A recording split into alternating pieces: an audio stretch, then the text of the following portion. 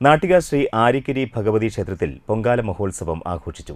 ഗണപതി ഹവനം, ഉഷപൂജ, വിശേഷാൽ പൂജകൾ, തുടർന്ന് പൊങ്കാലയിടൽ, പൊങ്കാല സമർപ്പണം, പ്രസാദ വിതരണം എന്നിവ നടന്നു.